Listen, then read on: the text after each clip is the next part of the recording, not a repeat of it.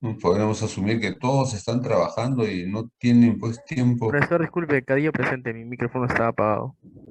Ya, Cadillo, muy bien, ya está. López Dionisio, Marroquín, Marroquín presente. Palacios de Paz, Salazar Chumimuni, Vargas Solís, ya está. Entonces, señores registrados.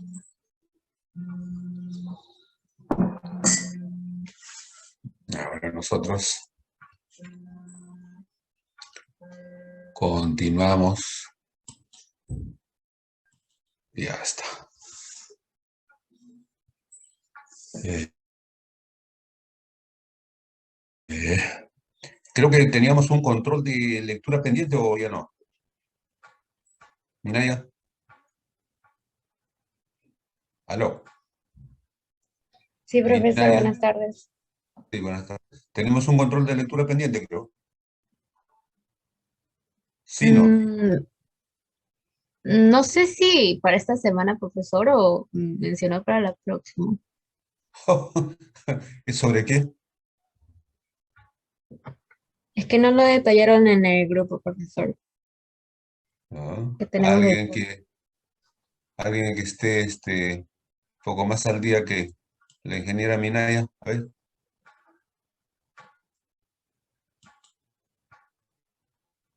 aló. Ya, esto ya lo dieron, ¿no? Control de lectura, capítulos 6 y 7. Sí, esto ya lo dieron la semana pasada, pero después ya anotamos. Mm, bueno, ya. Muy bien, entonces, Profesor, disculpe, los controles de lectura, ¿en qué nota entran? ya eso entra pues como nota, puntos adicionales a tu Práctica. tercera y claro, a la práctica. Ah, son adicionales. Ya, pues. Mm. Ustedes no tienen monografía, ¿no? ¿O sí? Sí tenemos ¿Aló? dos, profesor. Quedamos en que íbamos a tener dos prácticas calificadas y dos monografías. Ah, y el trabajo de la monografía. En Ya la tienen semana los pasada, grupos grupos, y ya están conformados los grupos. y ya lo pasaron, ya lo tengo yo o todavía. Creo que todavía no lo tengo. Delegado, ¿dónde está? Oiga, la delegada, la asesora del delegado, Minaya. ¿Ya tenemos los grupos de trabajo o no? profesor. Bueno, según vi que impuso el delegado, sí hay un Excel donde se iban anotando los alumnos. Y sí están conformados y ya pusieron su tema ya. Ya que ahora apenas llegue el delegado que me lo pase. Tenemos que, ya la próxima clase, digamos, estamos jueves, ¿no? Próximo jueves, primera hora, presentación del avance, ¿no? Del trabajo, que constituye, como siempre, el índice primero, segundo, mínimo, un par de páginas sobre ya la visión general que han hecho del trabajo, y si ya tienen un avance específico, el que tiene obviamente se gana más puntos, ¿no? El grupo que tenga. Pero ya tengo que conocer los grupos y el avance. Entonces, a primera hora, próxima clase, exposición de el avance de la monografía. Entonces, es indispensable, indispensable. Porque si no, ahí el tiempo nos gana y vamos a estar ahí a las justas. Y eso no puede ser. Muy bien. Entonces, mm,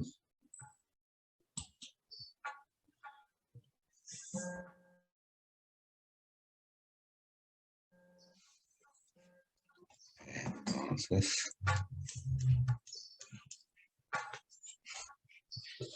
vamos acá. Bueno, el día de hoy vamos a ubicar para los fines consiguientes, el comercio internacional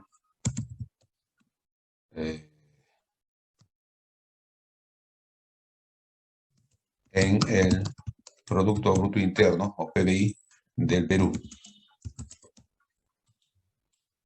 Vamos a ubicarnos acá.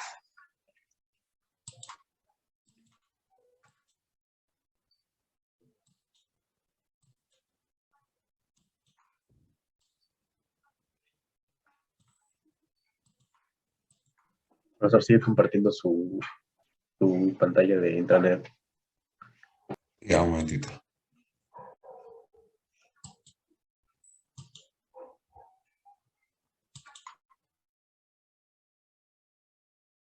Ahora sí.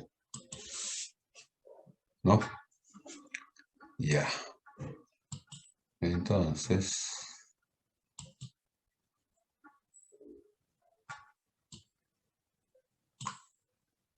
y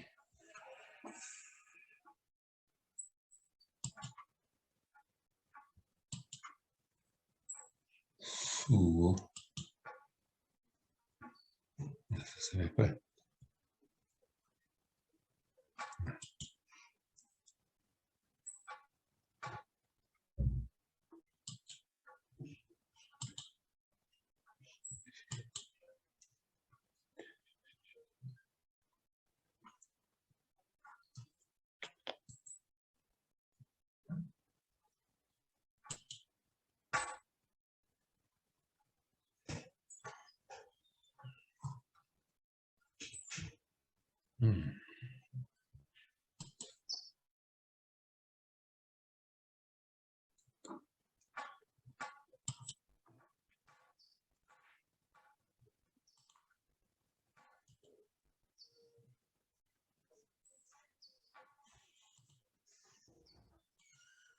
Ya, se ve una carátula que dice Memoria 2021. Sí, profesor. Ya está. Bueno, entonces esta Memoria 2021 es el documento más importante sobre la economía peruana, ¿no? Es el informe sobre lo que, digamos, sucedió en la economía del 2021 y es elaborado por el Banco Central de Reserva.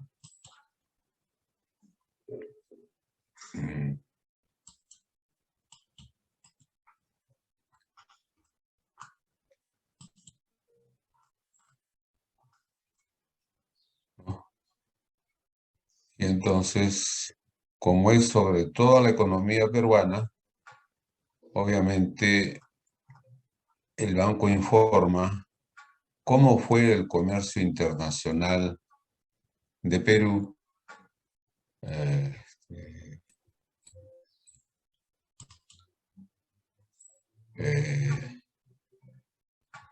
digamos, en un año. Bueno, lo primero que informa es obviamente cómo fue la actividad productiva y el empleo, que es la actividad más importante, ¿no? Y después, obviamente, la otra actividad más importante es las transacciones internacionales, ¿no? Que el Perú hace con todo el mundo. Entonces, lo que para nuestros fines es lo principal son las, digamos, tal vez los tres primeros informes. La balanza comercial de bienes, ¿no? En general, digamos, lo que se dice en los términos de intercambio, vale decir el precio de las exportaciones o el índice de precio de las exportaciones respecto al índice de precios de las importaciones, la balanza de servicios es otro tema, y obviamente después ya vienen las transacciones fundamentalmente financieras, ¿no? Las financieras, y después ya como un neto, como un saldo de todo lo anterior, ya vienen las reservas internacionales, ¿no? Las reservas internacionales son una especie de ahorro de todo el país. Digo que son una especie porque en sí mismo, digamos, no es un ahorro, sino son saldos que quedan después de transar bienes, servicios y también capitales, ¿no? Entradas menos salidas de capitales. Entonces, pero para nuestros fines, básicamente, porque es comercio internacional, estaríamos acá.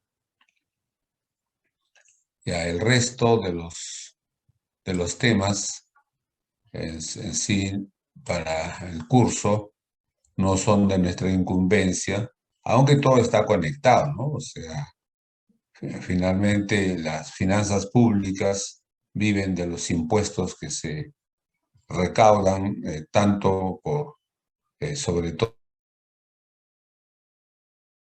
el pago del impuesto a la renta, pero también, digamos, de los aranceles que se cobra por la importación de bienes, también, digamos, algunas veces hay impuestos sobre las exportaciones, ¿no? Y, digamos, de este conjunto de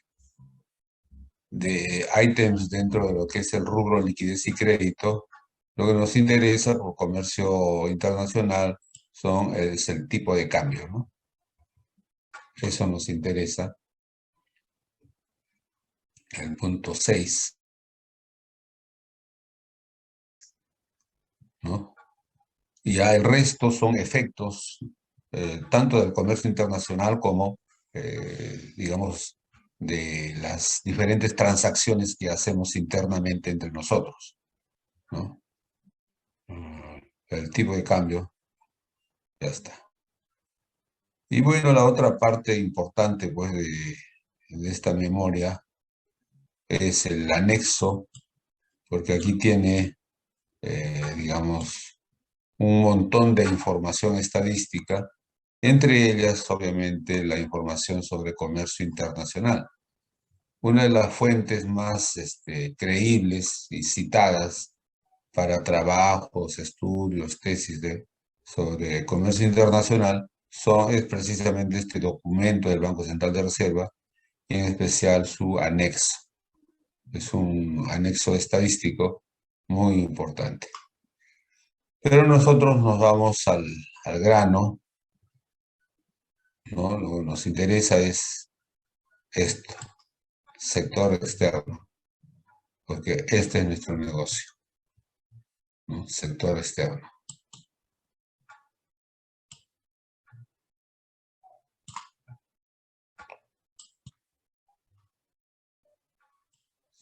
Sector externo. Sector externo. Entonces, vámonos a la página 44.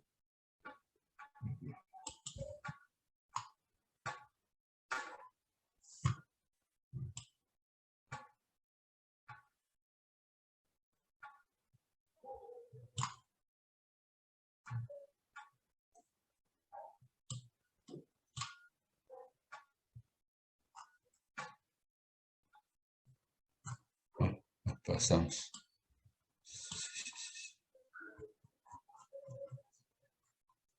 Y veamos cómo estamos en materia de comercio internacional.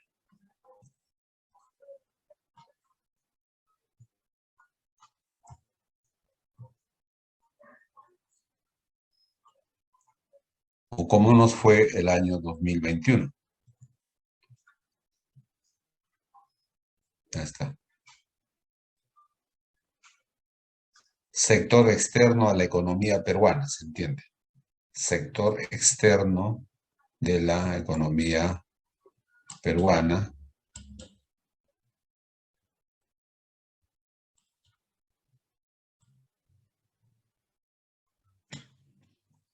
Entonces, leamos solamente este párrafo, que en el caso de los documentos del Banco Central de Reserva, pues cada palabra, cada oración es tan estudiada, es tan estructurada, porque ahí pues tienen decenas de especialistas, casi todos han estudiado en el exterior, o sea, han investigado y esa práctica del estudio y de la investigación se supone que les ha dado pues un léxico y una redacción superior al común y corriente. Y dicho sea de paso, antes que se me olvide, porque ya ustedes creo que ya califican para postular al curso de finanzas avanzadas del Banco Central de Reserva, que lo deben convocar en el mes de septiembre, agosto, septiembre, a más tardar, ¿eh? Deben convocar. Y ese curso es un curso pagado. Vale decir que a usted le pagan por asistir a ese curso, pero previamente lo seleccionan, ¿no? Y es un curso, el de finanzas avanzadas, incluso se llama curso de finanzas internacionales avanzadas, ¿no? Es un curso casi dirigido para ingenieros, ¿no? Porque el curso para los economistas ya tiene el nombre de curso de economía, y ahí postulan solamente los economistas. En cambio, en el curso de finanzas avanzadas, postulan los ingenieros. Y es un curso que está formando el personal humano de la más alta calificación que el Perú necesita para un trabajo que se viene, y yo creo que pronto, en el corto plazo, que va a ser crear los fondos, así se llaman, ¿ah? Fondos de riqueza, ¿no? Fondos de riqueza, y hacer uso de esos fondos de riqueza para que Perú como país haga inversiones en el extranjero. Y esas inversiones en el extranjero pueden ser en asuntos de comercio exterior, puede ser en proyectos de construcción, puede ser en proyectos de turismo, lo que sea, pero es para invertir en el extranjero, en el sentido de que estas reservas internacionales que tenemos y la recaudación extraordinaria que tiene el Perú en estos momentos por los altos precios de los minerales, ya no sabemos qué hacer con nuestra plata, ¿no? Digo que ya no sabemos qué hacer, pero no sabemos qué hacer de manera pensada, porque nuestro pensamiento no da para esos volúmenes de dinero que hemos acumulado, pero lo que sabemos es que todo eso no se debe invertir solo en el interior del Perú, porque una manera de ponderar los riesgos del rendimiento de este dinero es, digamos, diversificar, ¿no? Una parte, obviamente, ya se usa actualmente en el Perú, pero la otra parte podría usarse en el extranjero, y entonces el promedio ponderado del rendimiento de esas inversiones debe ser más que aceptable. Y, digamos, en situaciones de emergencia, pues precisamente los ahorros son para atender las situaciones de emergencia, imprevistos, ¿no? Pero hasta mientras que ocurran esas emergencias, pues podemos invertir esos fondos en alternativas rentables. Entonces, el asunto está que Perú como país no tiene experiencias en diseñar, en gerenciar, en administrar los llamados fondos de riqueza, ¿no? Fondos de riqueza soberano, incluso le dicen por ahí. Y entonces este curso de finanzas internacionales avanzadas sirve para estar formando de a pocas gente especialista en ese tema. Entonces, el banco los prepara aquí en el Perú, pero también les da oportunidades para que vayan a estudiar sus maestrías o vayan a estudiar sus doctorados al extranjero, ¿no? Y como el banco tiene una muy buena oferta salarial, la gente usualmente regresa, no se queda allá.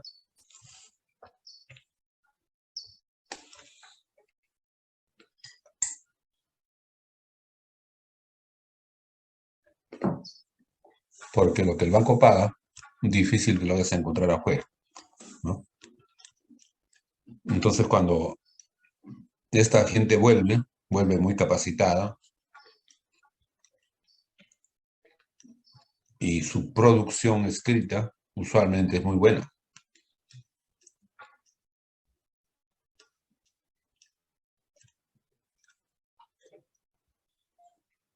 Entonces, hagamos una lectura. Dice, luego de la fuerte caída en el 2020, a raíz de la pandemia, la economía mundial registró en el 2021 una recuperación importante. Ya está. Lo que fue reflejo de las políticas fiscales y monetarias adoptadas, la reapertura parcial de la mayoría de las economías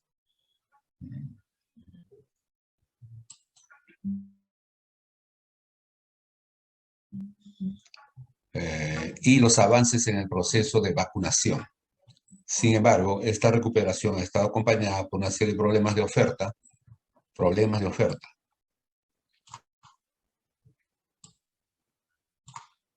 como elevación de los costos de transporte, dificultades en la cadena de suministros y escasez de mano de obra en sectores específicos. Escasez, señores, ¿eh? O sea, uno diría que, oye, pero nomás sobra de mano de obra, hay cuánto desocupado, semiocupado, subocupado, pero para los fines específicos, ¿no? Hay escasez de mano de obra, que ha generado mayores presiones inflacionarias, tanto en las economías desarrolladas como en las economías emergentes.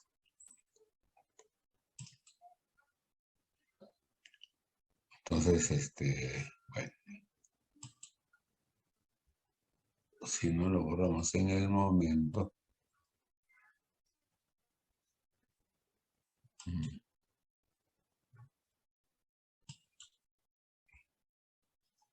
Ya.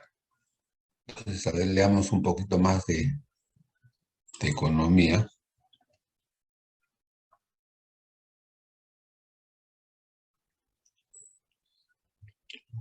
A pesar de la marcada recuperación económica del 2021, esta no fue uniforme a lo largo del año.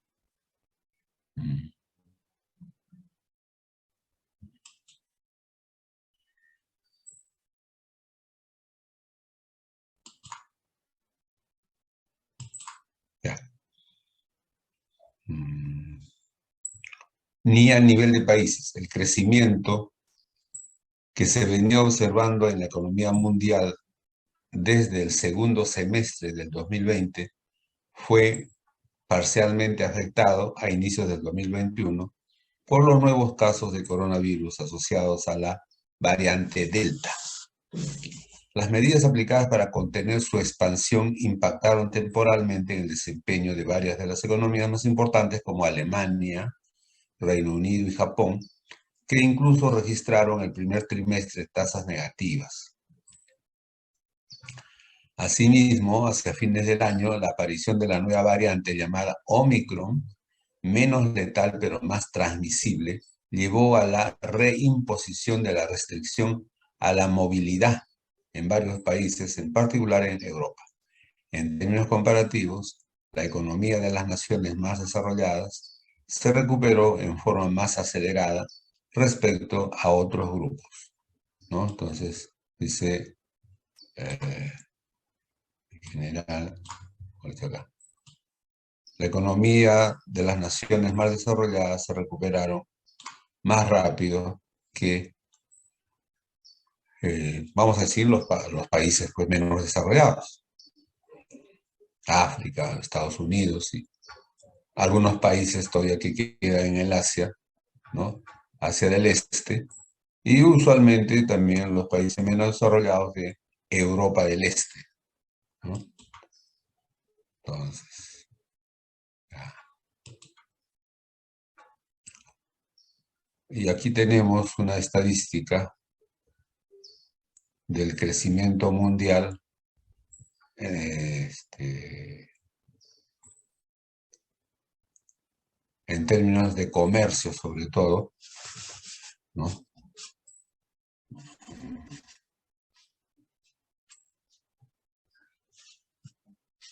Ya.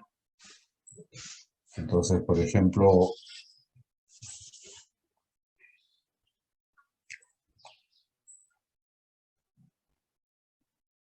economías desarrolladas, este grupo, y aquí tenemos la variación en el crecimiento de su Producto Bruto Interno medido en dólares de paridad cambiaria, que después vamos a explicar en qué consiste eso, ¿no? De la paridad cambiaria. Entonces, un crecimiento de 15,9%, obviamente es un crecimiento importante, ¿no? Todos estos países crecieron así, ¿no? Altas tasas. Y las economías en desarrollo, bueno, también crecieron, es cierto, pero a tasas comparativamente menores, ¿no? Crecieron, pero también decrecieron, ¿no? Entonces acá, pues, el año 2020, el patito feo de las economías ha sido Perú, que el año 2020 cayó en 11%. O sea, no creció, sino decreció 11%, ¿no? En comparación a todos sus otros camaradas, más o menos de su tamaño, Chile, México, Argentina, ¿no? De ahí que en los noticieros argentinos, a cada rato pasaban de que Perú cayó al 11%, Perú cayó al 11%, Perú, para que los argentinos se consolaran de no ser pues los que más se cayeron, sino que felizmente para su existencia estaba Perú. Perú cayó al 11%, ellos cayeron al 9%. Entonces, cuando veía los noticieros argentinos y, digamos, ya me resultó muy notorio la frecuencia con que repetían, Perú cayó al 11%, Perú cayó al 11%, pero ya era obsesivo esa repetición a cada rato, ¿no? Y bueno, en Argentina más que en Perú jugamos pues al marketing publicitario, jugamos a las comunicaciones, entonces lo que ellos, algo así como que querían ponerse en salud diciendo que su vecino en realidad estaba más enfermo, ¿no? Pero después ya el 2021 más bien todos estos decrecimientos casi se vuelven positivos y Perú pues crece al 13,3%, o sea, cayó, es el que más cayó, pero después es el que más se recuperó de la caída, ¿no? Entonces,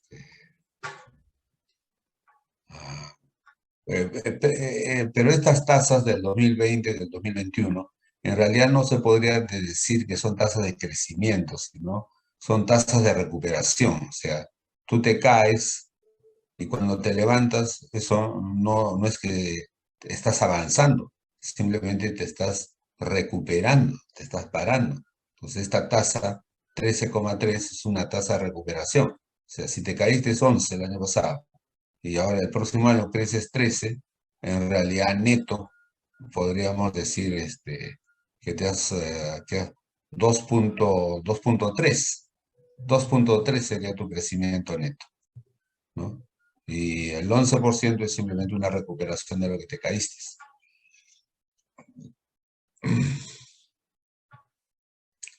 ¿Qué más tenemos?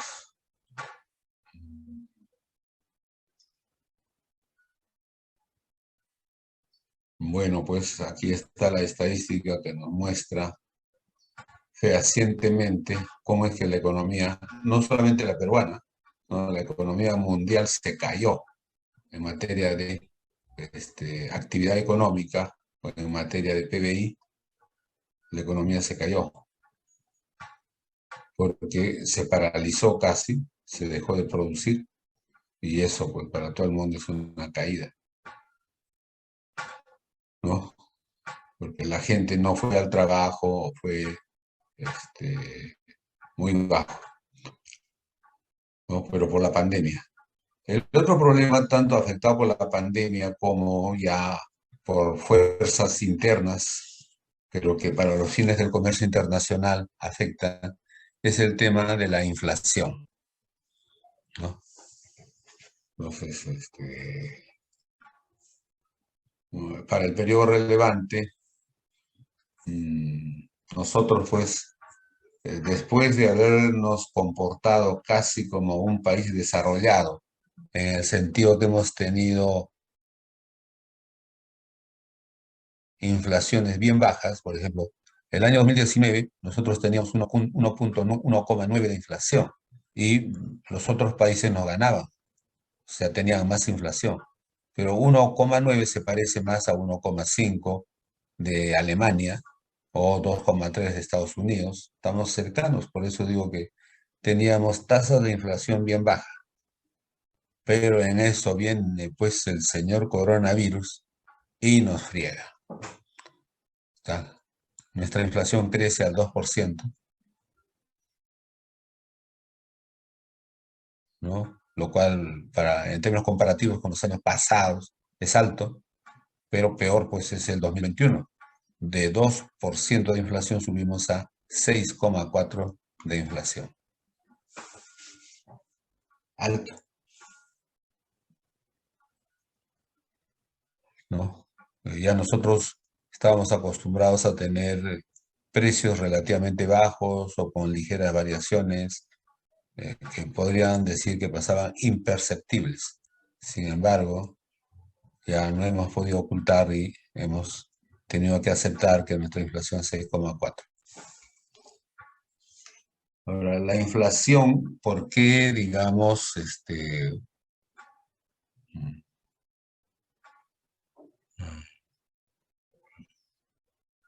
por qué es importante en el comercio internacional? Porque precisamente, bueno, como un adelanto, el tipo de cambio, en este caso dólar, sol, ¿no? El tipo de cambio de un momento, vamos a decir de un momento I, es el tipo de cambio de base de un momento determinado, que vamos a ver, ¿cuánto fue el tipo de cambio del año, vamos a decir, 2018? Ya, R sub 0, ¿no? Ahora, el tipo de cambio del 2020, del 2021, más o menos se tiene que ajustar a la siguiente relación, R sub 0 por 1 más la inflación nacional sobre 1 más la inflación extranjera. Entonces, como se ve aquí, si la inflación nacional fuera más alta que la inflación extranjera, este cociente sería mayor de 1. Entonces, en consecuencia, el tipo de cambio para el periodo, vamos a decir, para el periodo 1, sería mayor que el del año de referencia 0. Entonces sería el tipo de cambio que era por, vamos a decir, que esta división resulta como 1,0 0,5. O sea, vamos a pagar más soles por dólar porque la inflación nacional, la inflación peruana fue más alta que la inflación internacional, ¿no? Entonces, ese 5% precisamente es una devaluación, ¿no? Resultante de la diferencia en la tasa de inflación entre el Perú y el promedio del extranjero.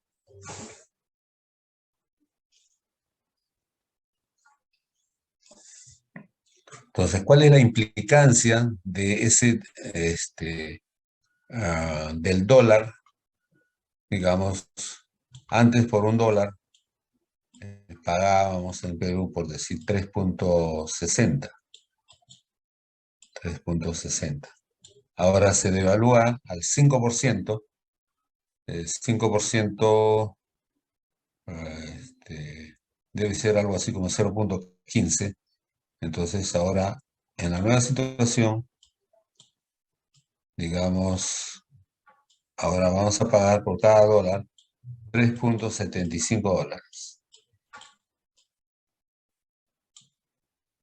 ¿No? 3,75. Entonces, para los importadores, para alguien que está en el extranjero y quiere comprar un producto peruano, y vamos a suponer que ese producto cuesta $1, ¿no? Entonces, bueno, el extranjero siempre va a pagar $1 y el exportador peruano que vende va a recibir 3,6 soles. ¿No?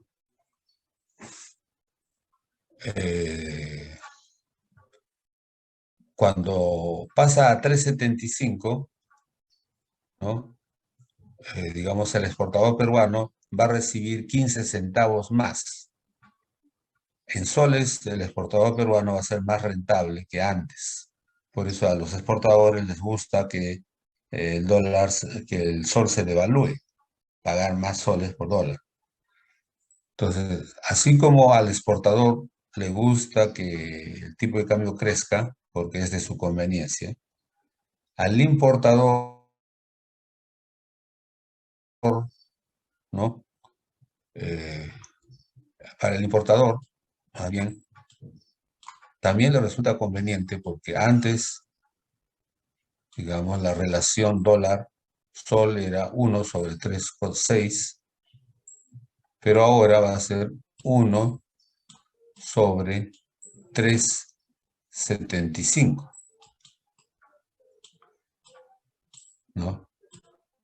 Entonces, claramente que 1/3,75 es menor que 1/3,6. Entonces, desde el punto de vista del exportador, del importador, comprar en Perú le resulta más barato.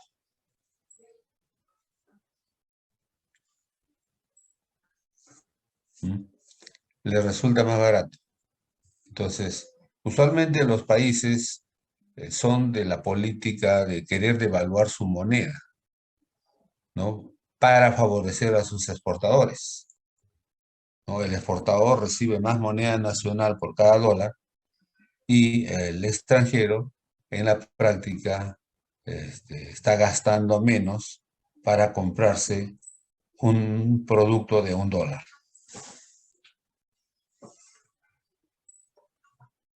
¿No?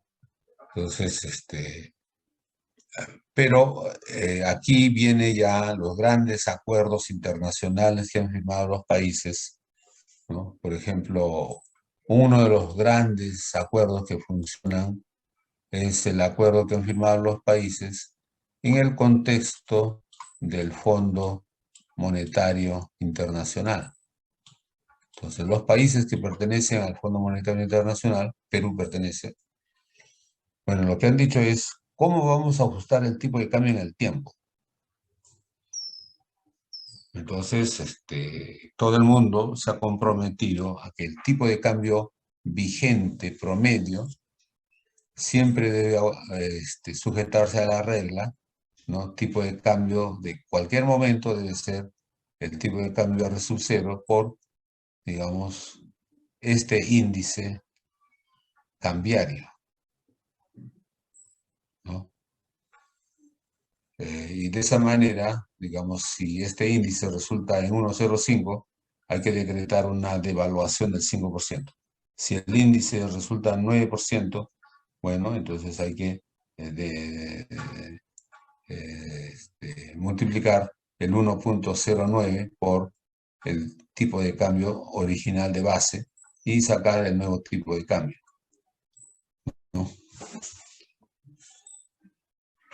Entonces, esto es permanente, esto es todos los días, porque todos los días varían los precios, varían las cotizaciones, o sea, no hay ciertamente descanso. ¿Qué más tenemos?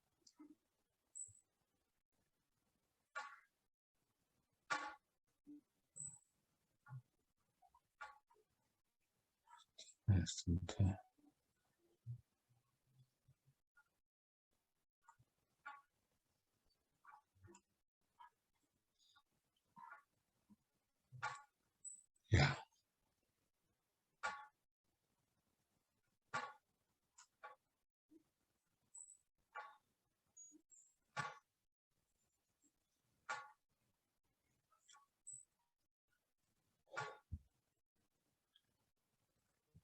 Bueno, entonces, de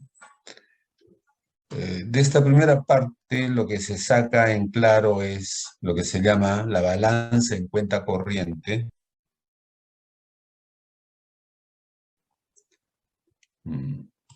La balanza en cuenta corriente, esta balanza acá, que son pues las salidas menos las entradas de bienes, pero también de servicios, ¿no? Más la entrada y o la salida de dinero cash, ¿no? Como por ejemplo, ingreso de dinero cash para los peruanos, las remesas que mandan los peruanos a sus familias aquí, lo mandan en billete, en cash. Es una entrada, por ejemplo, ¿no? Y la salida son las utilidades que las empresas o las personas naturales que son de otros países tengan en el Perú y quieran hacer regresar eso, ¿no? Entonces, esos dos flujos son los que van a chocar, ¿no? Entonces, o sea, lo que es cash, dinero así, billete metálico, ¿no? Entonces,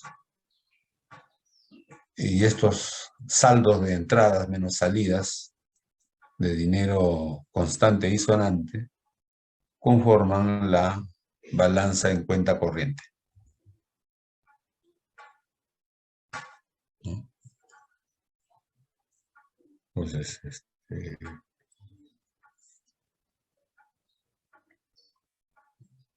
eso para tener una visión de lo que a qué da lugar el comercio entre Perú y el resto del mundo, ¿no? Y en términos de volumen, ¿en qué volúmenes estamos?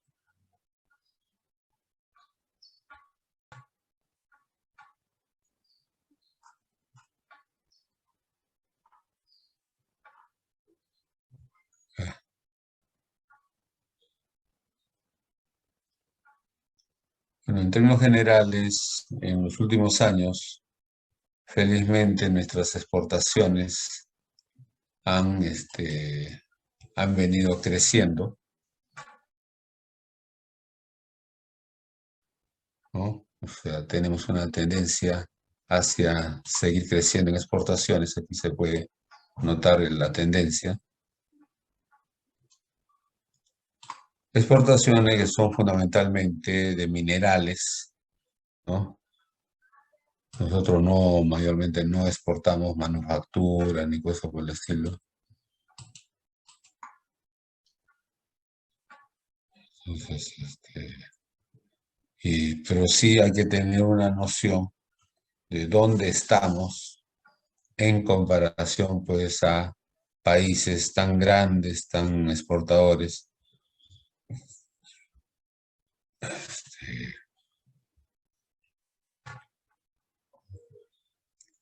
Y claro, pues, o sea, estos grandes países, China, Japón, está Brasil, Estados Unidos, son este, países con los cuales tenemos muchas transacciones. Entonces, aquí está, por ejemplo, el volumen de lo que Perú exporta a estos países. Exportamos el año 2019 47.980 millones de dólares. 42.905 millones de dólares. 63.000 millones de dólares.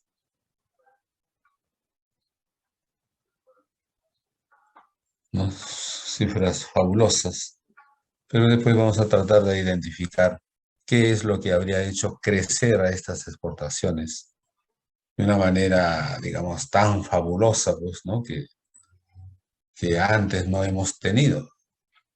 Y sobre todo para llegar a configurar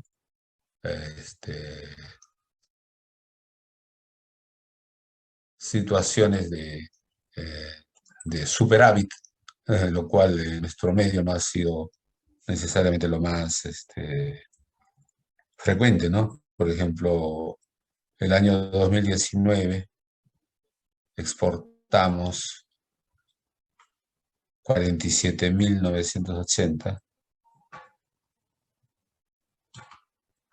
pero importamos, mismo año, 41.000.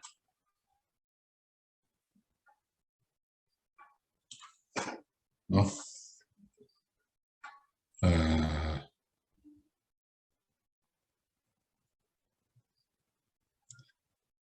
Y hemos tenido un déficit de 6.000, vamos a decir, o que diga, un superávit de 6.000, lo cual es toda una novedad, porque en los casi 200 años que tenemos como país y de vida republicana, en casi todos los años el valor de las importaciones ha superado al valor de las exportaciones. Además es lo que hemos pagado para que se vaya al extranjero, que derivado de una sequía para regar lo que se ha sembrado. ¿No? Pues,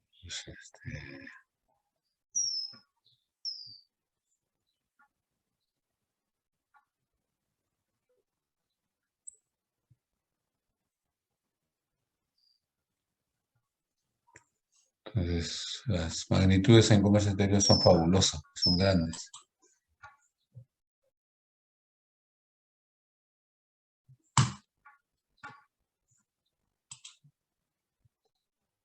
Ahora, aquí es bueno tener en cuenta quiénes son los socios con los que más exportamos y o importamos.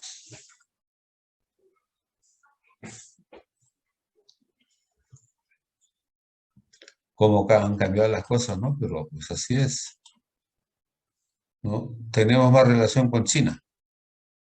Ya prácticamente somos chinos, ¿no?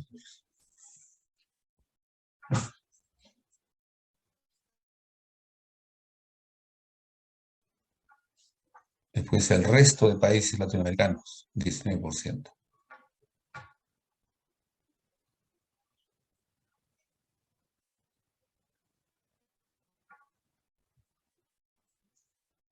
Pero ya los otros socios no están muy afuera. Hemos mejorado nuestra posición con Latinoamérica como conjunto, con Estados Unidos y así sucesivamente. Entonces, este es el PAI de comercio exterior de la economía peruana.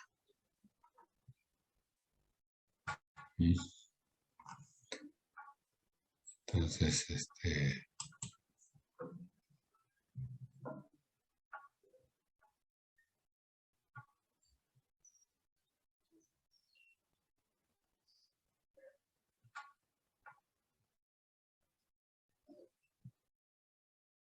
ahora, un grupo de productos que ha crecido de manera significativa porque se encontraba estancado es el grupo agropecuario, ¿no? O sea, este sector ha crecido bastante en exportación,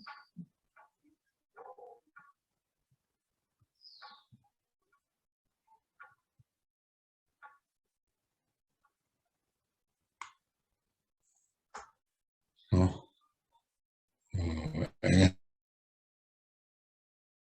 especial, pues la estrella nuestra es este productito que se llama los arándanos, los 815, 983, 1206, buen crecimiento.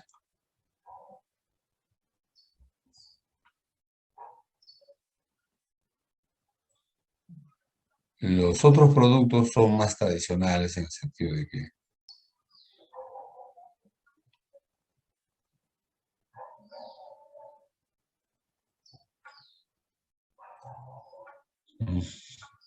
en los otros rubros mayormente todavía no estamos destacando mucho, ¿no? La idea sería que todos los sectores crezcan a una tasa más o menos uniforme, pero no, pues.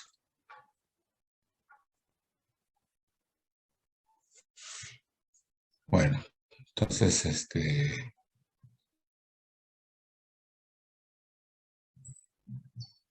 otra clasificación para terminar este análisis está en lo que usualmente hemos exportado y las novedades que estamos exportando, ¿no?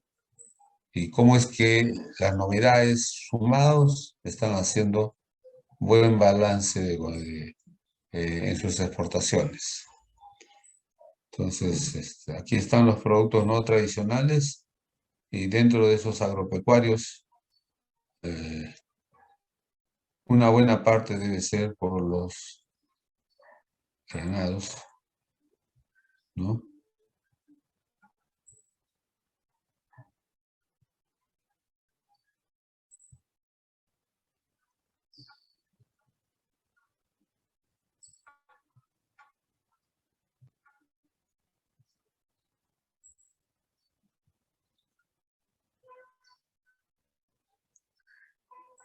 Y bueno, ya los más tradicionales ya conocemos y también ya podemos sacar pecho porque estamos entre los productores más eficientes del mundo.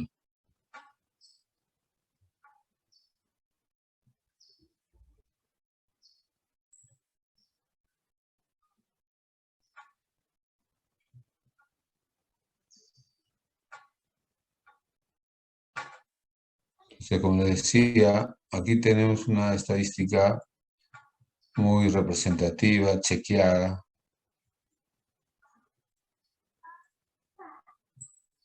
por países y por productos.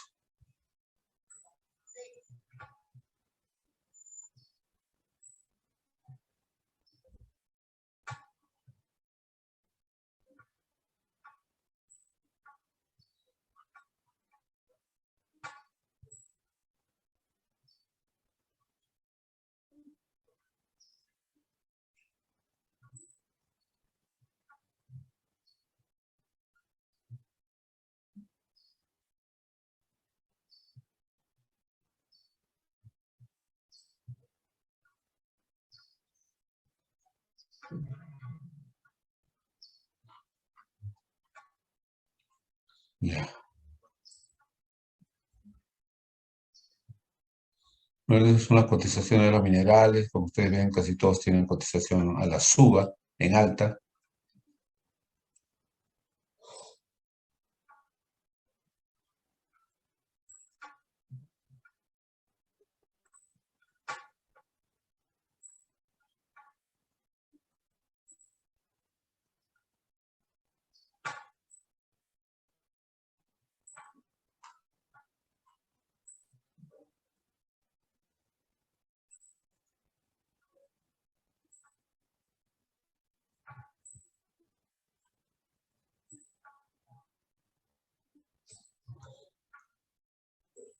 Yo creo que estas partes lo vamos a ver más en otro asunto.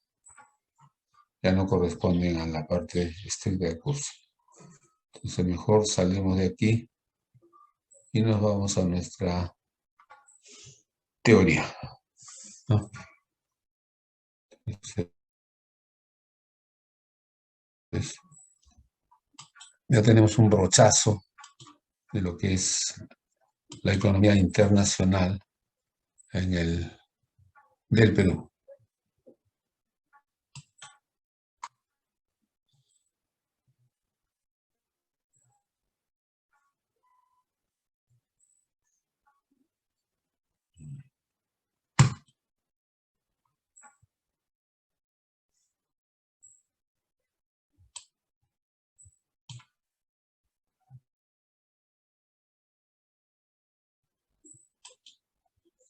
Ya, el comercio internacional en el Perú respecto a su PBI.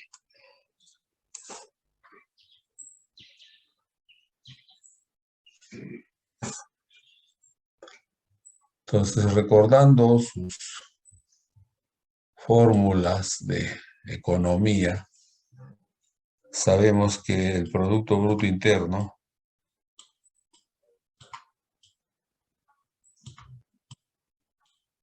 o simplemente Y simboliza la producción.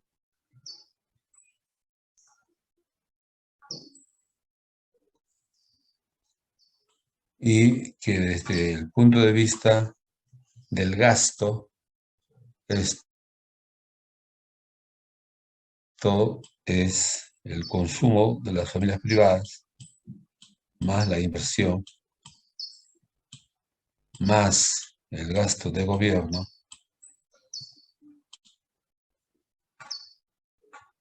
menos las exportaciones,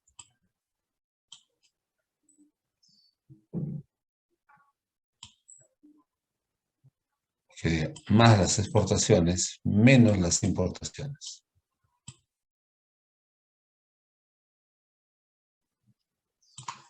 Entonces, este término precisamente es el que nosotros estamos estudiando, ¿no? Y por eso es que decíamos anteriormente,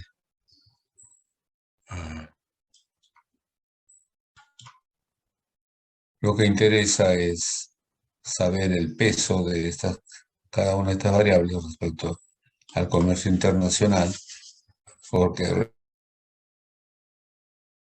en primer lugar respecto a la producción, tal como, digamos, X menos las importaciones, ¿no? Esperemos que eso sea, obviamente, esperamos que eso sea positivo para favorecer a nuestro país, pero también quiero saber cuál es el peso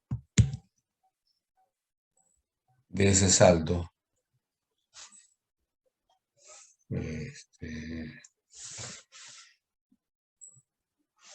respecto a mi Producto Bruto Interno, respecto a mi PBI.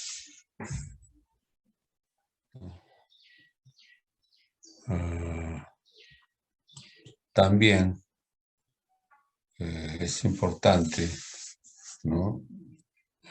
Digamos, el total del comercio exterior que se transa en un país X, las ventas del país X más las ventas del país en M, que sería, bueno, más M, ¿no?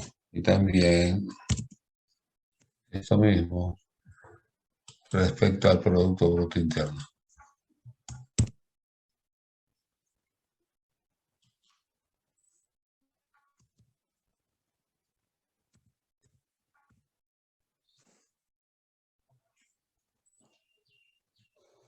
No, idealmente nos gustaría que ese saldo siempre sea negativo, positivo, acá es menos.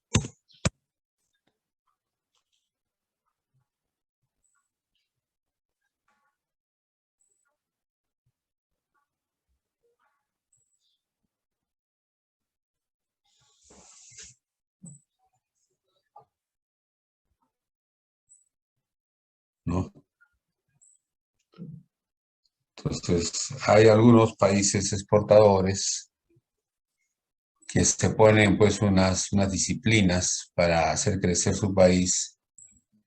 Y, por ejemplo, pues pueden llegar a considerar que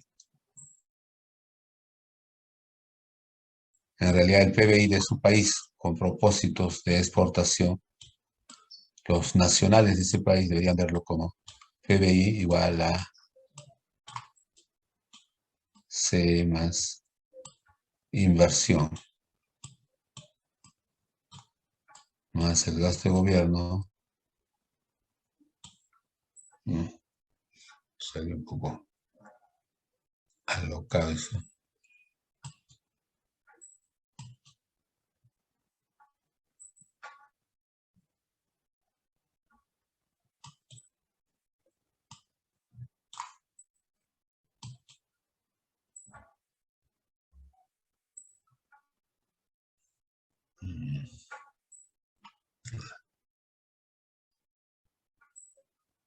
Bueno, ya esta es una G, ¿ah?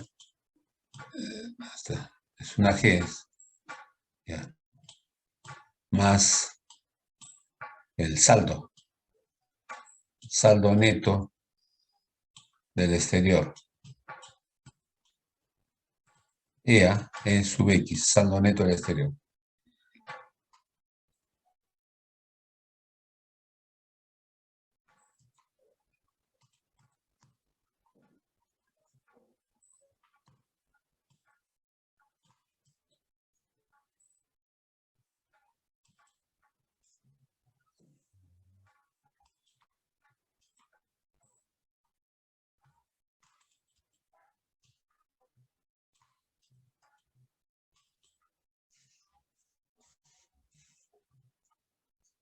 Saldo neto del exterior. Entonces, este saldo neto del exterior, obviamente, lo que un país quiere es que sea positivo. Y obviamente que sea lo más grande posible.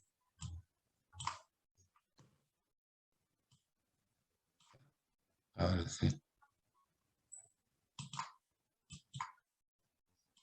G.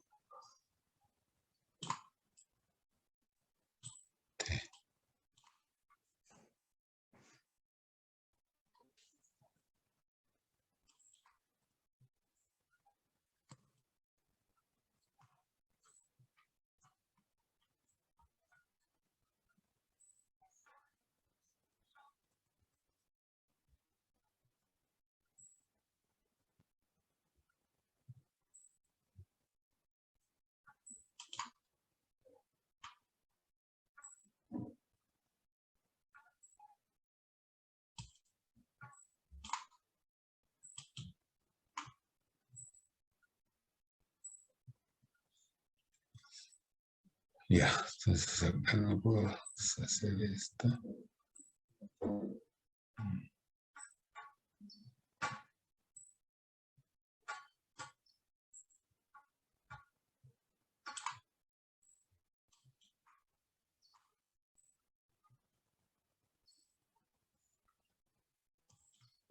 Escrito en la pizarra de la pantalla, eso no sale. Ya. O sea, lo que quiero decir aquí es lo siguiente.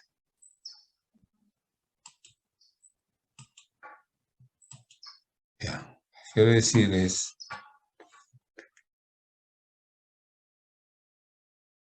de que determinados países que tienen una vocación exportadora ven su economía, su PBI como consumo, más inversión, más gasto de gobierno.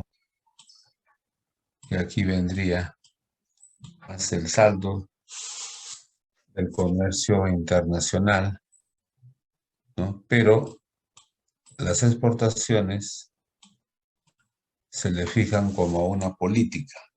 Digamos que las exportaciones sean equivalentes a, vamos a decir, un alfa% del total de la economía. Entonces, como tal, aquí lo que estaríamos diciendo que en este saldo se debería poner, en lugar de poner X, ponemos alfa Y. menos las importaciones. Ya está.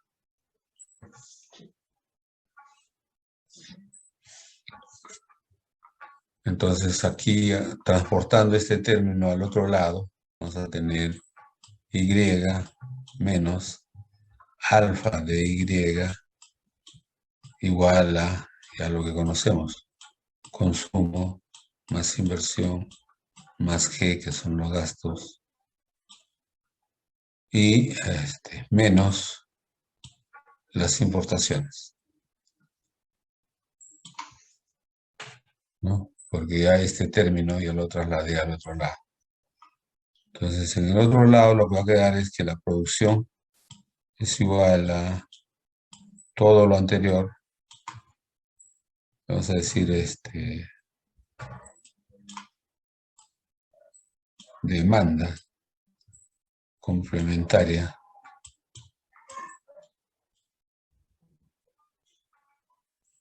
esa demanda complementaria en realidad va a ser igual a C más I más G menos M sobre, y aquí esta es precisamente la novedad, sobre 1 menos alfa, donde alfa es la propensión marginal al consumo.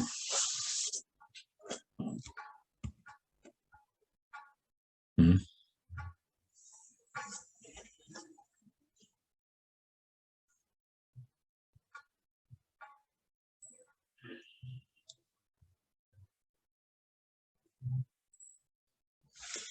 Entonces, este nivel de ingreso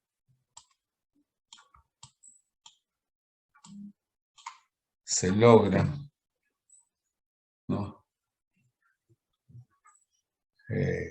En función de este coeficiente de exportaciones. Si este coeficiente no es el más alto posible, bueno, entonces habrá que ajustar, ¿no? Pero esa variable alfa, en este caso, es muy importante, ¿no?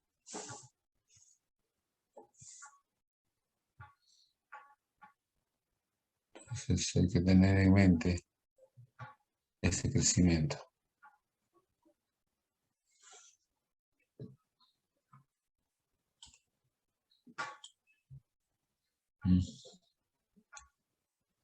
El nivel de ingreso en el equilibrio, considerando las exportaciones, alfa. Aunque el Perú quiere tener exportaciones equivalentes a la tercera parte de su producción. O sea, va a decir un 33%.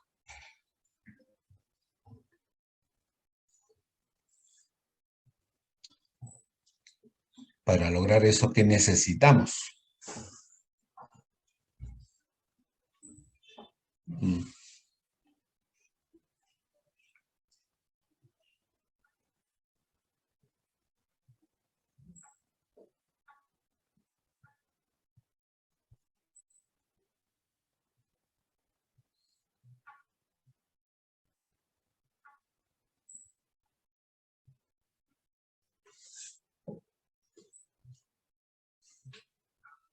¿No? Entonces aquí que quede en mente esto, que es una cosa muy importante,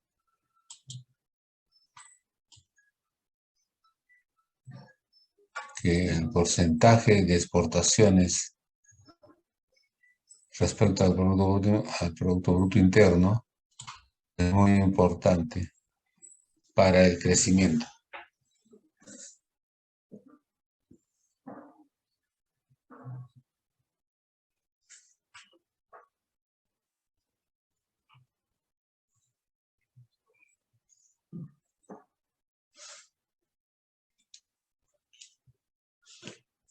Ahora, respecto a las exportaciones, sobre todo respecto a las exportaciones, ¿no? Se sabe pues que es muy sensible el pago de impuestos, o sea, cuanto más alta sea la carga tributaria que los nacionales deban pagar, entonces mucho más difícil, digamos, que la economía crezca, más bien algo así como que contribuya a desacelerar.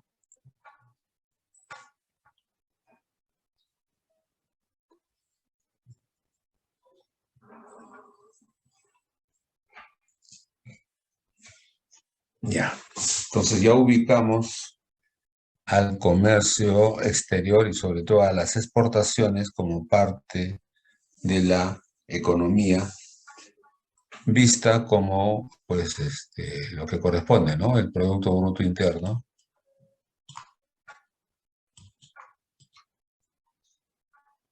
Ya, entonces ahora sí ya lo puedo borrar.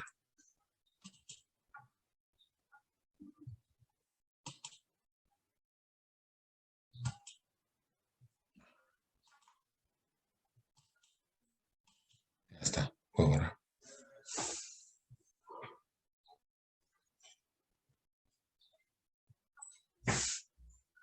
Entonces, del total de la economía, ¿no? Entonces, una parte lo importamos, otra parte lo exportamos, ¿no? Entonces, exportamos, sale la economía, pero también importamos, gastamos nuestros dólares acá.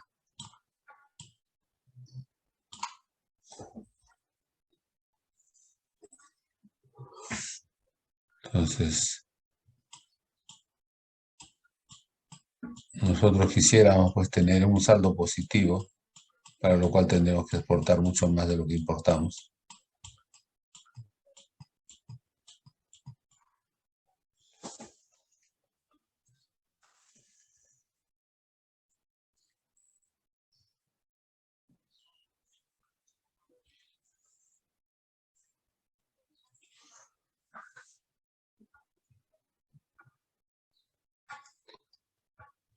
Ya.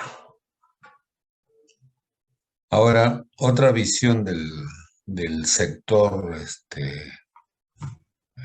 comercial, ¿no?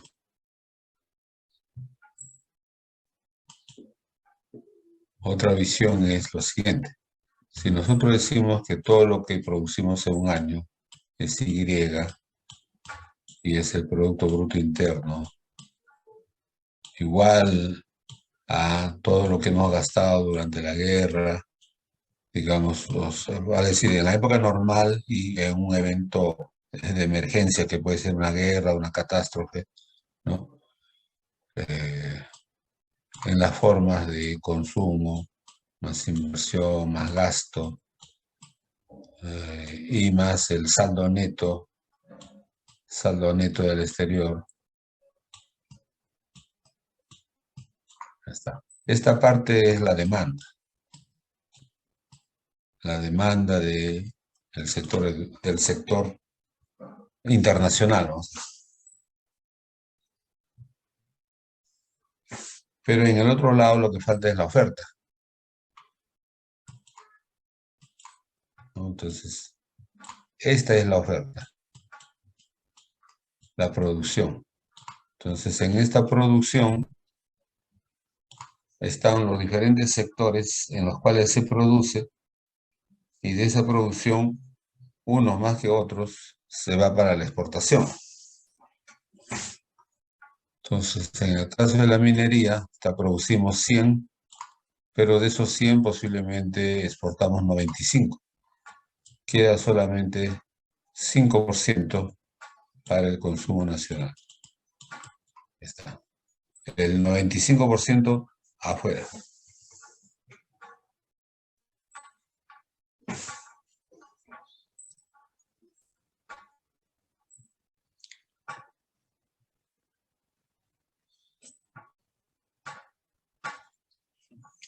Entonces, ¿quiénes son los que exportan? Tienen sector exportador, por ejemplo, agricultura. Entonces, agricultura produce, una parte lo exporta, vale decir que el sector agricultura tiene un producto bruto interno agrícola, ¿no? Tiene un sector agrícola, pero eso no es todo, o sea, puede también tener ahí un sector servicios ligado a la parte agrícola, por ejemplo, cuando ponen hostales u hoteles en la chacra, en la campiña, ¿no? O sea, está en el ámbito de la agricultura, pero genera servicios.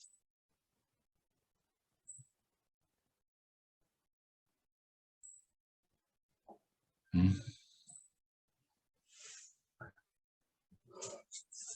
Entonces tenemos la oferta en términos de producción del sector de agricultura, tenemos la oferta en términos de producción del sector minería o sector del Ministerio de Energía y Minas, ¿no?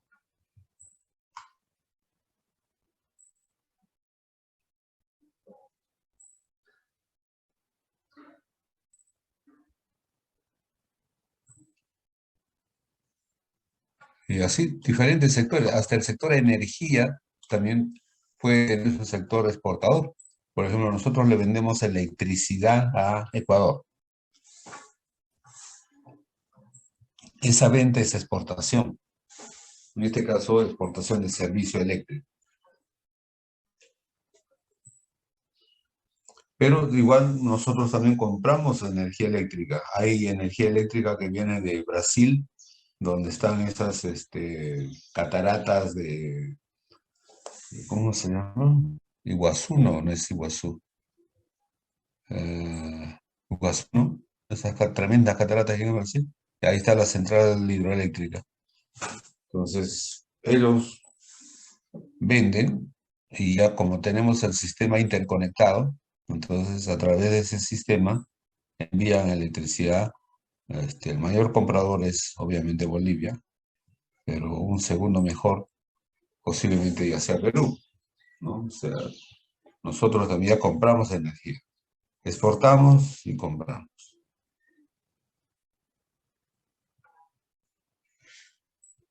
El sector turismo ni se diga, pues el sector turismo es internacional.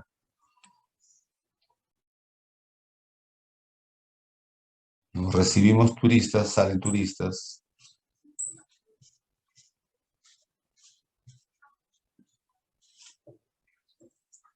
Entonces, la oferta, por tanto, la oferta del comercio internacional es proveído por las diferentes empresas,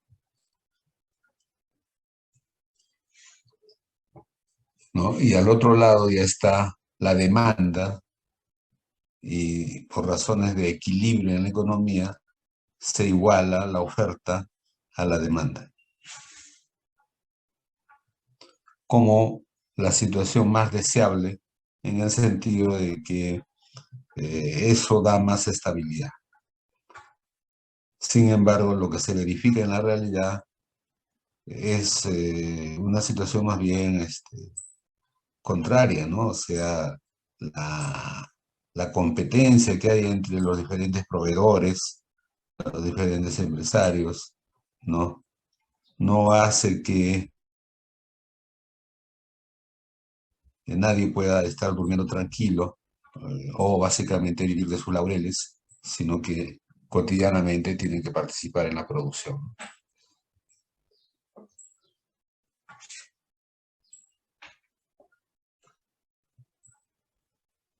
Entonces, hay N sectores de exportación. Y por tanto, de cada uno de esos sectores se tiene que extraer su Producto Bruto Interno. Sectorial, ¿no? Otros.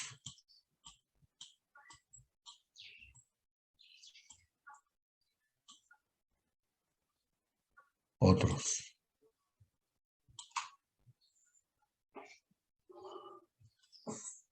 Todo el mundo debería ser exportador, ¿no? Exportar algo. cuando los viajeros llegan al Japón y observan en un día despejado de arriba, lo que se ve son un montón, pero un montón de fábricas. Y mayormente no se ven casas, no se ven edificios, a pesar de que en el mismo Tokio vive eh, un buen porcentaje de la población, que en términos comparativos con Perú, digamos, más gente, una población más grande vive en Tokio que lo que nosotros somos en todo el Perú. O sea, en Tokio viven como 35 millones de habitantes, creo ya de esta época. O en todo caso están entre 30 y 35, más grande que la población de todo el Perú. Sí, imagínense. Y bueno, la novedad pues es de que en estas grandes ciudades del Japón, lo que más vas a ver son fábricas. Y más bien no ves casas, no ves edificaciones. El terreno plano o de baja pendiente lo han dedicado para las plantas de las diferentes empresas.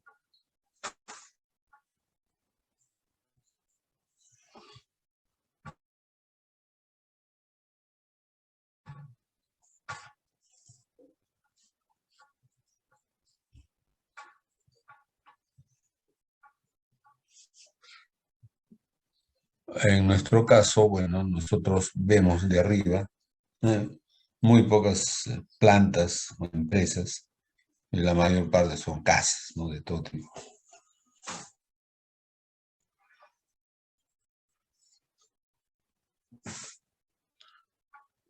Esas plantas que hay son básicamente para producir y es para producir para la exportación.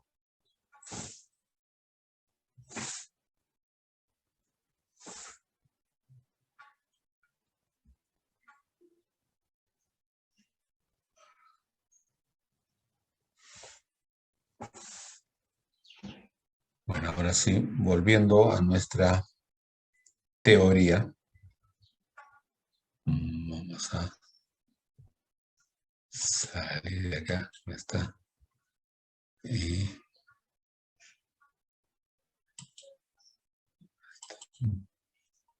ya, volviendo, saliendo y regresando a nuestra teoría. Y dijimos que íbamos a tocar los temas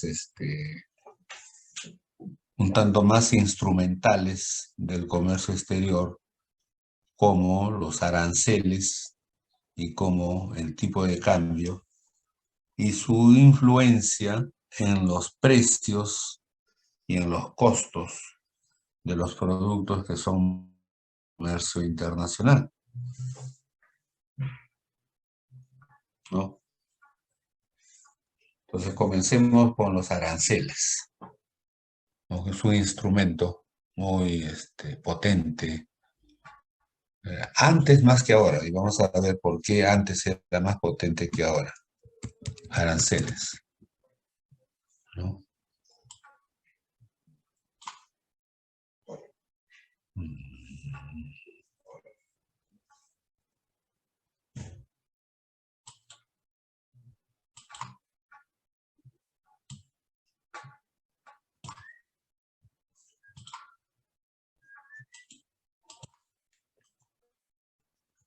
Entonces los aranceles son, digamos, impuestos cobrados sobre las compras, pero incluso sobre las ventas eh, este, del exterior o al exterior,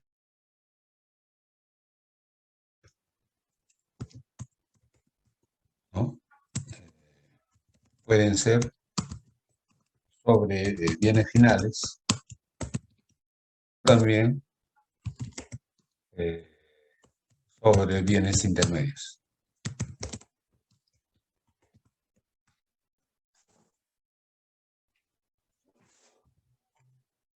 los criterios para el porcentaje a fijar, mejor dicho, la tarifa,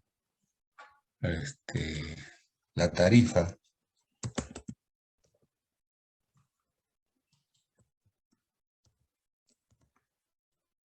o porcentaje de cobro sobre el valor, sobre el valor de la transacción, tarifa o porcentaje de cobros sobre el valor de la transacción, tiene pues diferentes fundamentos, ¿no? Tiene diferentes fundamentos, ¿no? Por ejemplo, uno de los fundamentos para cobrar, sobre todo, a la mercadería o a los bienes que se importa, ¿no? Digamos, tarifa de importación. Uno de los motivos para cobrar tarifas o imponer tarifas sobre el valor de la importación es defender la industria nacional, ¿no? Un argumento parecido a defender la industria nacional es auspiciar el surgimiento de la industria nacional, de nuevas ramas de la industria,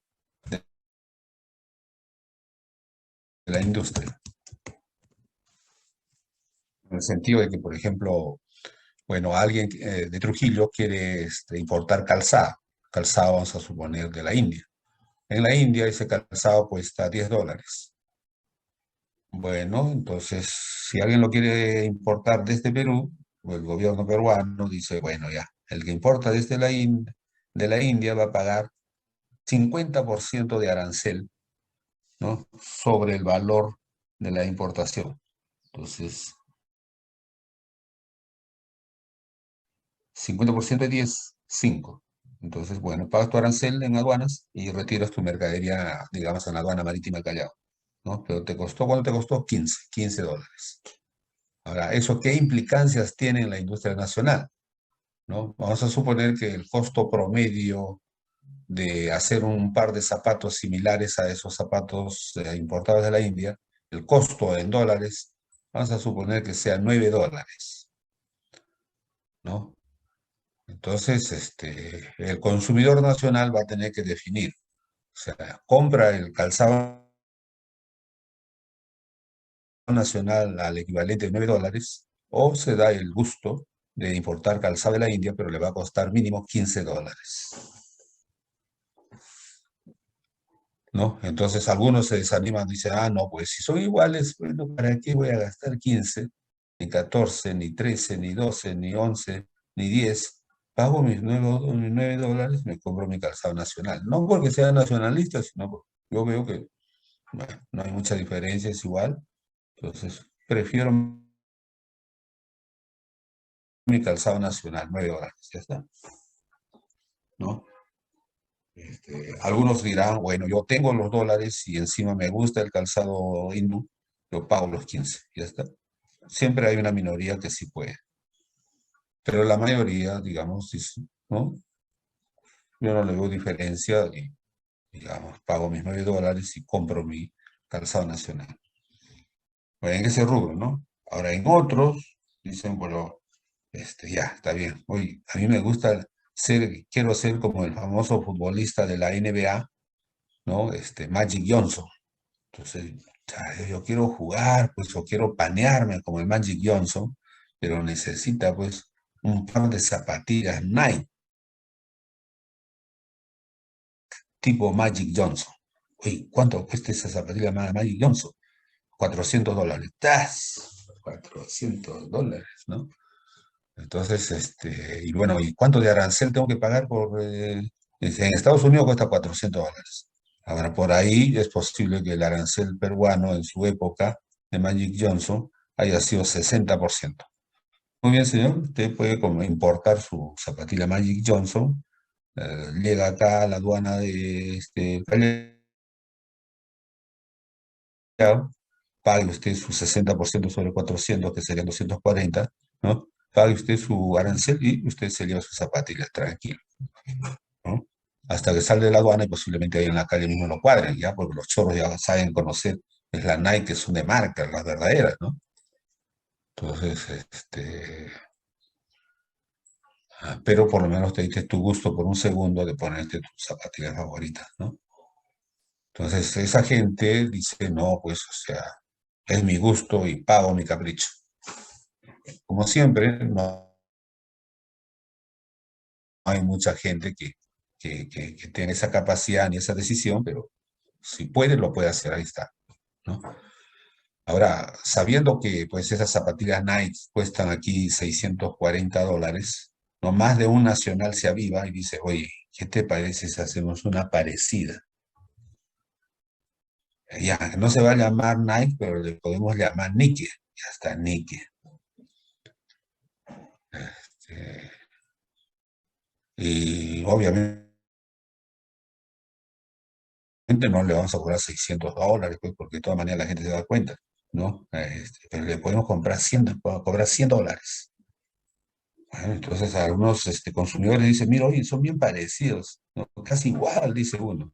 El otro dice, ven y se van a dar cuenta cuál es la diferencia, pero ahí está de cara son igualitas. Ya, y mira, te cuesta $100. Ya. Hay gente que termina comprando la imitación, $100, ya está.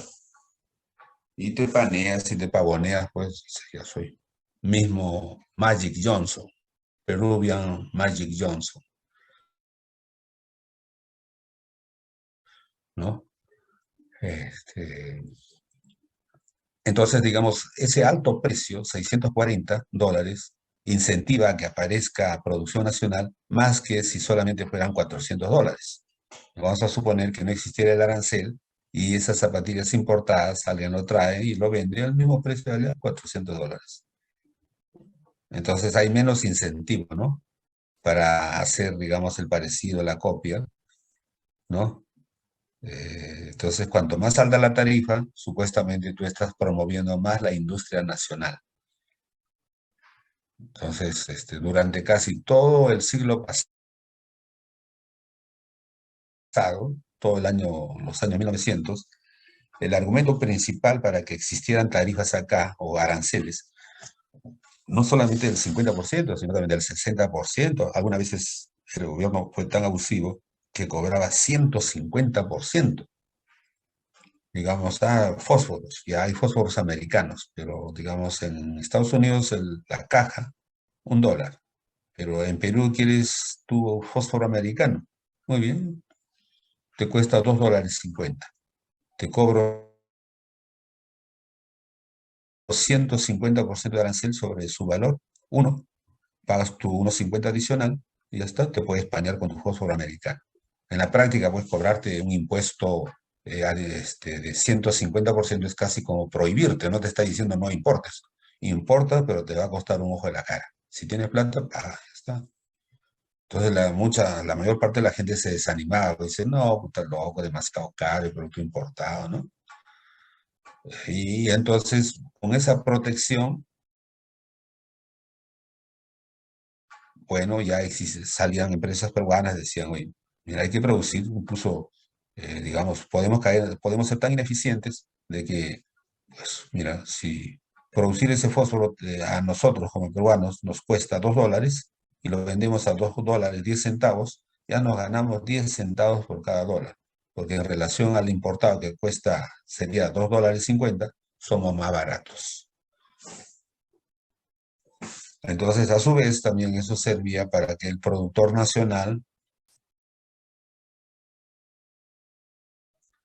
se mantuviera en una cierta ineficiencia, tuviera altos costos, o incluso pudiera abusar del consumidor nacional porque dice, mira, te puedo subir el precio hasta $2.40, ¿no? El americano te cuesta $2.50, pero ahí está el nacional te cuesta $2.40.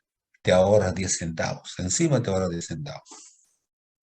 ¿No? Entonces, bueno, la gente, pues como no tenía alternativas más baratas, bueno, compra lo nacional, pero porque no hay otras alternativas, ¿no? Y porque esa carestía, ¿no? Se ha producido a raíz del arancel que dice, si cuesta $1, tienes que pagar $1.50 como impuesto y te lo llevas. Pero si esa norma fuera del 100%, no 150, 100%, o si fuera el 50%, o si fuera 1%, o sea, eso es algo artificial, o sea, que el gobierno lo crea con sus motivaciones de auspiciar o fomentar que surjan industrias nacionales, en el marco de eso lo que se llama una protección arancelaria, ¿no? Entonces, todo esto era una política de protección arancelaria.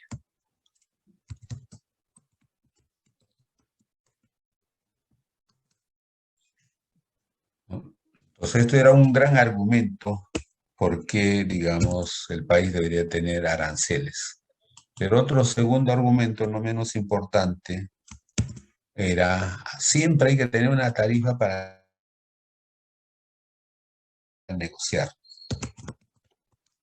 O sea, digamos, tu ley dice de que si importas productos de Estados Unidos como alimentos, ropa, en promedio, digamos, tienen que pagar 60% de arancel. Ya, eso dice la ley peruana. Entonces, pero a su vez, cuando Perú importa, o que diga, cuando Perú exporta sus productos a los Estados Unidos, los gringos tampoco pues no son sonsos. Este es producto peruano, muy bien, pues. ¿Qué producto es? Palta. Muy bien, ¿qué más? Naranja, limón, ya. Entonces, el producto peruano que quiere entrar a los Estados Unidos debe pagar un impuesto de 80%. Ya, los gringos se amargan y te clavan 80%. Entonces, obviamente, encarece nuestro producto y menos gente va a querer comprar producto peruano porque con ese arancel del 80%, nuestro producto se volvió caro, ¿no? Artificialmente. Entonces, claro, los gringos también dicen, pero ¿de qué piteas? Tú también me haces caro artificialmente mis zapatillas Nike. Yo podría vender más zapatillas Nike en Perú, pero con ese impuesto que me cobras, obviamente poca gente puede importar ese producto. Entonces, bueno, por ahí buenas conversaciones van, conversaciones vienen, hasta que dice, oye, ¿qué te parece si negociamos? Tú me bajas tus aranceles, yo te bajo mis aranceles. Pero vamos a negociar. Bueno, entonces dice, ya vamos a negociar, pero eso sí, ítem por ítem. Vamos a negociar, por decir, productos agrícolas, productos pecuarios, productos pesqueros, productos mineros, productos manufacturados. Vamos a negociar también servicios. ¿Ya está? La intención es que tú me bajas aranceles y yo te bajo arancel. Claro, entonces, digamos que los gringos están interesados en que eh, nosotros le bajemos los aranceles a la importación de manufacturas, tales como ropa deportiva y ropa fina. Entonces, vamos a suponer que en promedio nosotros tenemos ahí un arancel del 70%. Y los gringos te dicen, oye, mira, caramba, te vamos a compensar, vamos a también hacer algo similar. Si tú me bajas los aranceles de la ropa y la ropa deportiva de 70% a 15%. No, no te pases, gringo, ya tú me estás pidiendo mucho. No, no, en serio, te estoy pidiendo. Entonces ya el peruano también, pues, el peruano también es inteligente, ¿no? Dice, ya, ¿y tú? ¿Qué me das a cambio? ¿Qué me rebajas? Bueno, entonces el gringo muy mano abierta dice, mira, si tú importas aviones de Estados Unidos, ya por cada avión que me importas, ya yo te bajo el arancel, digamos, al 5%. ¿Ahí está? Te puedes comprar todos los aviones. Te baja el arancel al 5%. También, si quieres comprarte cohetes y satélites, ya, te cobro 1% nomás de arancel. Bueno, ya esa es parte un poco de la negociación y la estrategia, ¿no? No, no, no, dice ya gringo, ya tú te estás vacilando conmigo. Yo no necesito tantos aviones, ni satélites, ni cohetes. Yo lo que quiero más es, por ejemplo, laptops, televisores, plasma, O sea, eso es lo que quiere comprar mi gente. Ah, no, pues dice, no, ya no te metas con la carnecita, pues no, no, entonces, obviamente cada país debe tener sus estrategias, ¿no? Y la estrategia consiste en, yo te bajo la tarifa, si tú me bajas la tarifa en los productos que a cada quien más le conviene. Entonces, por eso se dice que es bueno que un país tenga tarifa para negociar, ¿no? Si todas nuestras tarifas a la importación de productos americanos fueran cero, no tendríamos nada que negociar, ¿no? Eh, porque lo otro sería una especie de venganza. Mira, si tú no me das lo que me pides, yo te voy a subir los aranceles, ¿ah? Entonces, eso se ve mucho peor que más bien hacerse lo bueno y decir, mira, la tarifa promedio era 70%, te lo voy a bajar a 15%. Eso se ve más negociador, más amigable, ¿no? Entonces, miren pues lo que los humanos paramos inventando, ¿no?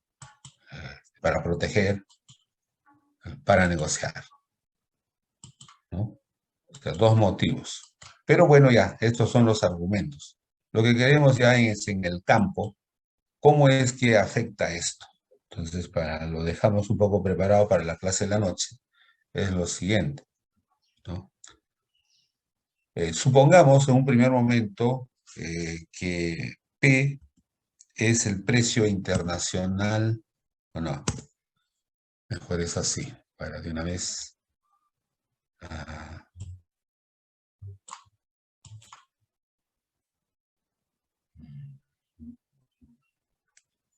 ah,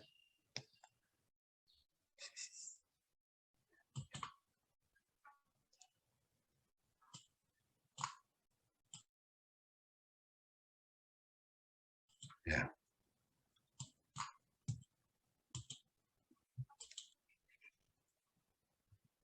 ya, acá. Pi es mi símbolo favorito, pi, ya. Entonces, anotemos, ¿ah? Que pi es el precio de un bien en el mercado internacional sin aranceles,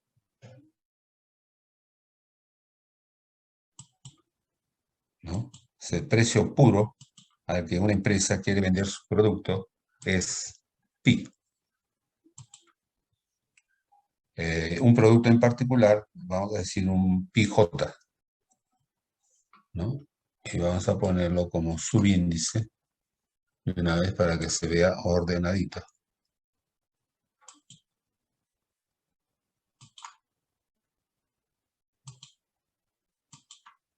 Ya está. Entonces, pi sub j es el precio internacional de un bien final, ¿no? Vamos a poner por aquí que j, para todos los fines de aquí para adelante, representa precio internacional de un bien final, ¿no? Sin impuestos, sin aranceles, ¿no? Ya, eso es, digamos, el precio internacional del bien final. Bueno, menos, aquí volvemos a repetir el símbolo pi, pero ahora va a ser pi sub i.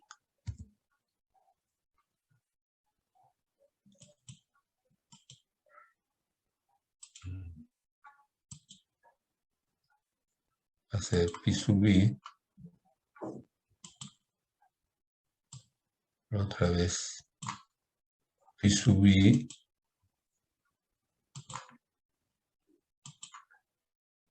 Ya está. Donde i lo que va a representar es no. Ya.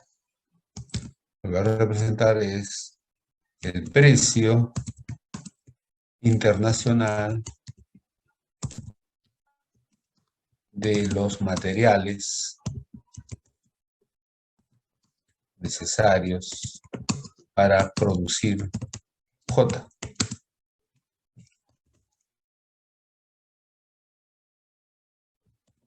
Para producir el bien J, el bien final J.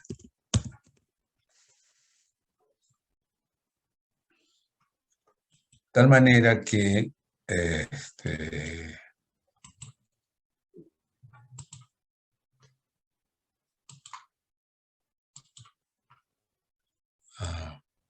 esa diferencia es lo que también vamos a conocer como el valor agregado en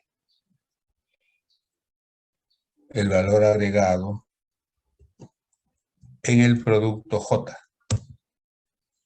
¿no? O sea, el valor agregado internacional, valor agregado internacional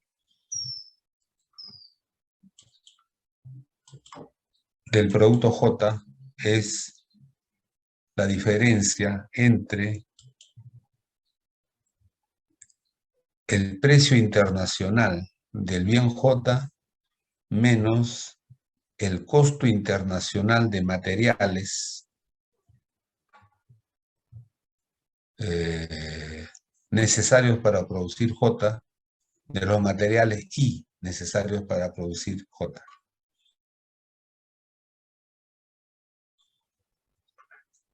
¿No? Entonces, a nivel internacional, cuando no hay aranceles, esta sería la realidad del valor agregado de producir J. Pero ya cuando un gobierno X dice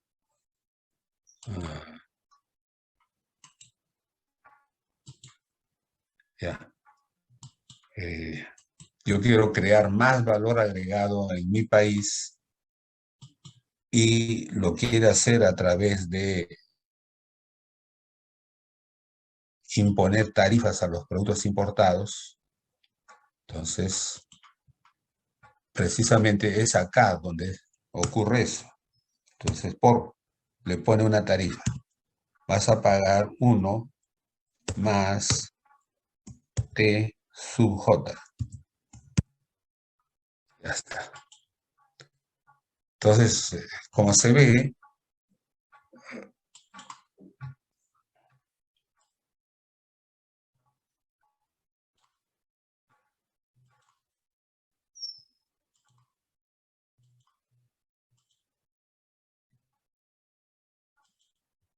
este es por.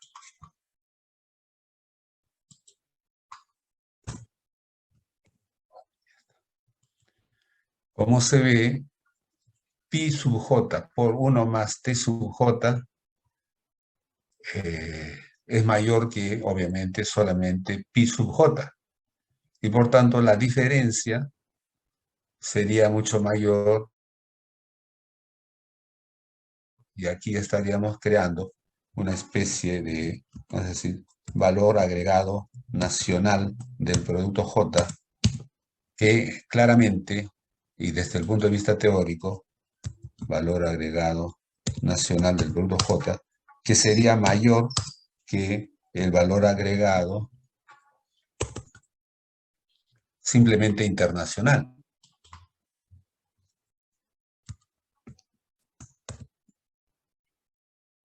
¿No? Entonces,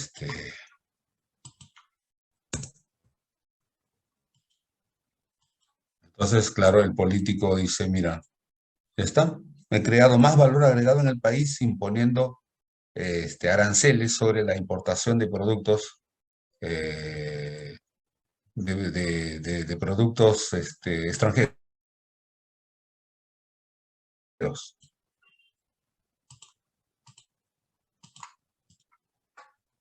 ¿No?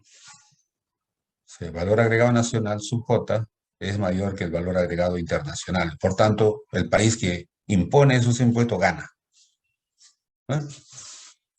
Eso fue más o menos la historia del Perú, ¿no? O sea, encarecimos el producto internacional para que la gente no compre, no importe, y creamos un falso techo de hasta dónde podrían crecer los costos internos, ¿no?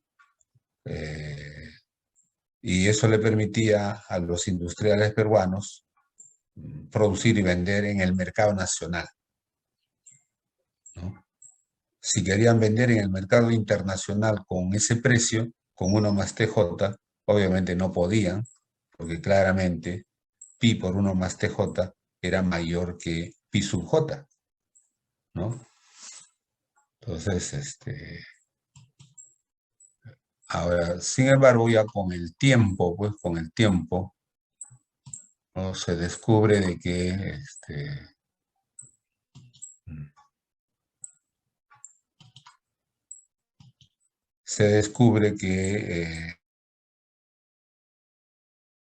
esto no llegaba a ocurrir, ¿no? Esto era algo simplemente, es una impresión de que podría estar sucediendo esto. ¿Por qué? Porque lo que el Estado daba con la mano izquierda, en realidad el propio Estado lo quitaba con la derecha, en el sentido de que las políticas arancelarias de los estados en sí mismo no ponían solamente aranceles a los bienes finales, sino también terminaban poniendo aranceles a los bienes intermedios. Entonces, aquí también se imponía aranceles.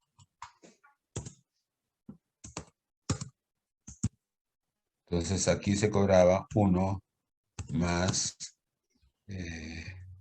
T sub I.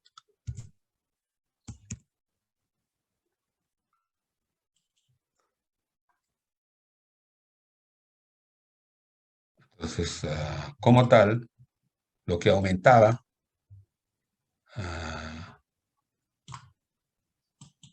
lo que aumentaba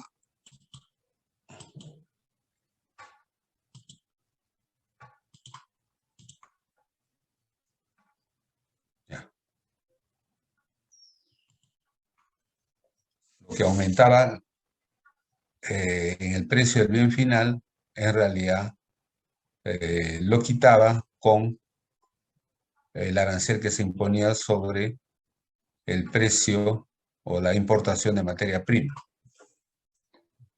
Y muchas veces, por tanto, este valor agregado nacional resultante, ¿no? Calculado de esta manera, que le vamos a decir prima, ¿no? Era menor que el valor agregado nacional teórico o supuesto de arriba, ¿no? Entonces, vale decir que la política arancelaria del Perú o del país terminaba desprotegiendo a su propia producción nacional. ¿Por qué? Porque al imponer aranceles a los materiales, ¿no? A los materiales, de esta forma, encarecía, ¿no? Tremendamente la compra por parte de los procesadores, ¿no? Por ejemplo, la panadería que compraba la harina, pero ya la harina estaba con un arancel, ¿no? Entonces, el panificador no creaba tanto valor agregado porque su material que compraba ya tenía aranceles impuestos por el Estado, ¿no? Y entonces,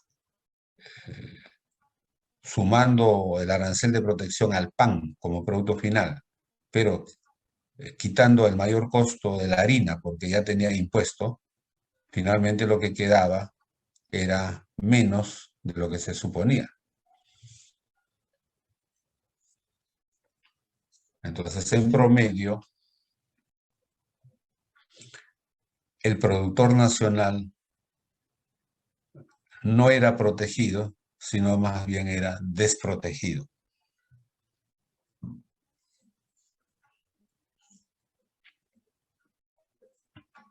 Entonces, el fomento de la industria para el consumo nacional utilizando aranceles no nos dio resultado. Ahora, si no nos dio resultado para el propio consumo interno, peor, no nos dio resultado para exportar esa producción nacional al resto del mundo.